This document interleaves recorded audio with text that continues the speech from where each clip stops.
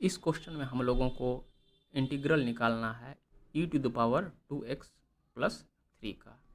तो इसको सबसे पहले इस तरह से सॉल्व कर सकते हैं। Let I = integral e⁻2x + 3 × dx। अब यहाँ पर हम लोग सब्स्टिट्यूट कर देंगे, लिखेंगे putting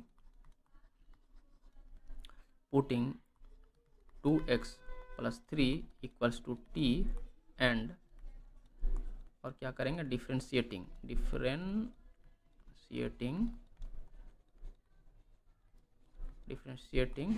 with respect to x we get what we get. इसको अगर डिफ्रेंशिएट करेंगे तो यहाँ आ जाएगा 2 = dt/dx। ऐसा क्यों? इसको अगर x से डिफ्रेंशिएट करेंगे तो 2 यहाँ बाहर आ जाएगा कॉमन, x का differentiation with respect to x 1 आएगा, और प्लस 3 चूँकि कांस्टेंट है तो कांस्टेंट का डिफ्रेंशिएशन आता है 0, तो इसीलिए इधर केवल 2 बचेगा। या फिर इसको हम लोग रीराइट कर सकते हैं इस तरह से, dx = dt/2। अब हमारा यह जो सॉल्यूशन है सब्स्टिट्यूशन के लिए रेडी है। तो यहाँ पर हम लोग लिखेंगे using the above result we can write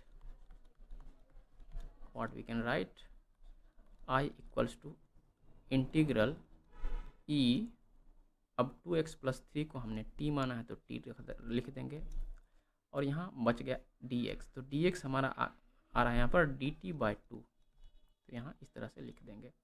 अब यहाँ dt/2 यहाँ यानी कि dt × 1/2, इसको इस तरह से देख सकते हैं।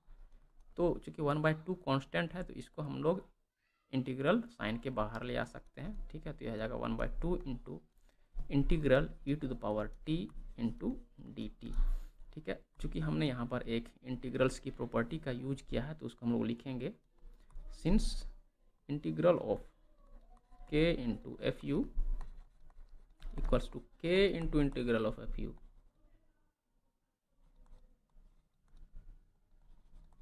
ठीक है। ये वाला प्रॉपर्टी यहाँ पर यूज हुआ है। इसको फिर आगे, चूँकि यह एक स्टैंडर्ड जो फॉर्मूला वाला यूज यहाँ पर हो सकता है, e⁻x वाला जो फॉर्मूला है, तो यहाँ पर हम लोग हो जाएगा 1/2 × यहाँ देखिए 1/2 इस पूरे के साथ मल्टीप्लाइड है, तो इसके इंटीग्रेशन के रिजल्ट में जो भी आएगा उसमें हाफ मल्टीप्लाई होगा, ठीक है।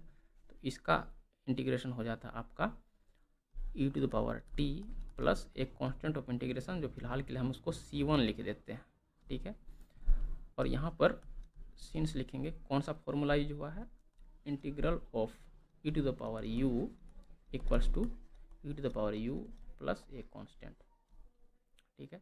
और साथ ही c1 क्या है, c1 is a constant of integration, तो इसको भी लिख देंगे इंटीग्रेशन, ठीक है।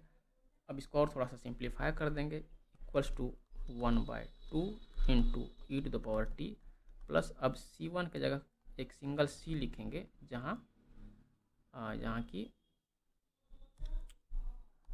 c क्या है हमारा, c = यहाँ देखिए c1 के साथ हाफ मल्टीप्लाइड है तो लिख सकते हैं c = c1/2, ठीक है।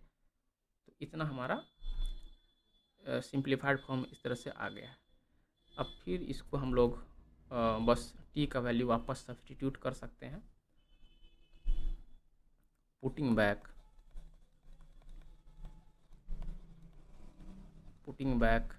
t = क्या था हमारा, 2x + 3, we can write